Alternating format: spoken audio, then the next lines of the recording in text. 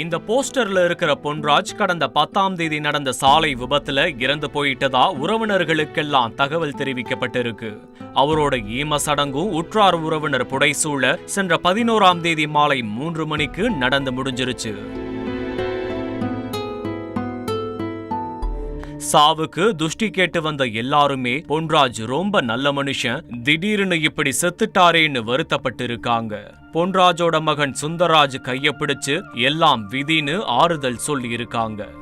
ஆனா இது விதியோட விளையாட்டுலாம் இல்ல, என் பொண்டாட்டியோட சதின்னு சுந்தர்ராஜோட ஆழ் மனசு நம்பி இருக்கு.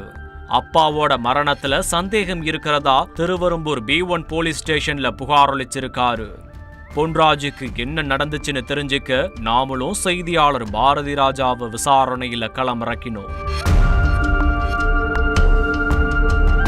திருச்சி மாவட்டம் அரியமங்கலம் அம்மாக்குளம் பகுதியைச் சேர்ந்தவர் 64 வயதான பொன்ராஜ். ரியல் எஸ்டேட் மெட்டல் பிசினஸ்னு ஃபுல் டைமும் தொழில கவனிச்சிட்டு வந்த பொன்ராஜ் பார்ட் டைம்ல பாலிடிக்ஸ்லயும் சமூக சேவையிலையும் ஈடுபாடு காட்டியிருக்காரு. இதனால ஊருக்குள்ள செல்வாக்குமிக்க நபரா அறியப்பட்டிருக்காரு பொன்ராஜ். இந்த சூழல்ல தான் சென்ற 10ஆம் தேதி காட்டூர் கைலாஷ் நகர்ல உள்ள நண்பரை சந்திச்சிட்டு திரும்ப வரும்போது பொன்ராஜ் சாலையில அடிபட்டு ரத்த காயத்தோட மயங்கி கிடந்திருக்காரு.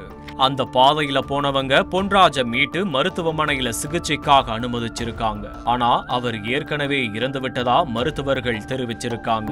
யாரோ மர்ம நபர் தான் சாலை விபத்து ஏற்படுத்திட்டு எஸ்கேப் ஆகி இருப்பாங்கன்னு எல்லாரும் நினைச்சிருக்காங்க. ஆனா பொன்ராஜோட மகன் சுந்தர்ராஜ் மட்டும் அப்பாவை ஏன் அவங்க கொலை செஞ்சிருக்க கூடாதுன்னு யோசிச்சிருக்காரு. யார் அந்த அவங்கன்னு போலீஸ் துருவி விசாரிச்சப்ப அவர் தயங்கி சொன்ன ஒரு பெயர் தான் நிஷாந்த். அரியமங்கலம் முத்துநகர் பகுதியைச் சேர்ந்தவர். 27 வயசாகும் இந்த வாலிபருக்கு அவரோட 10 வயசு மூத்தவரான சுந்தர்ராஜ் மனைவியோட பழக்கம் ஏற்பட்டிருக்கு. ஆரம்பத்துல நிஷாந்தும் சுந்தர்ராஜோட மனைவியும் பழகிறத அக்கா தம்பி மாதிரியான உறவுன்னு தான் எல்லாரும் நினைச்சிருப்பாங்க. ஆனா அவங்களுக்குள்ள இருந்தது கள்ளக்காதல்.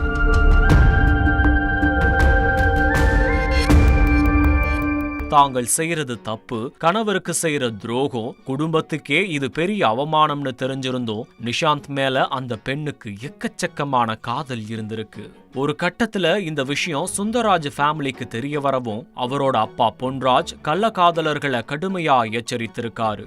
அது மட்டுமில்லாம நிஷாந்த் கிட்ட உன்னோட வாழ்க்கையே வீணா போயிடும்னு அவர் பாணியில அட்வைஸும் கொடுத்திருக்காரு.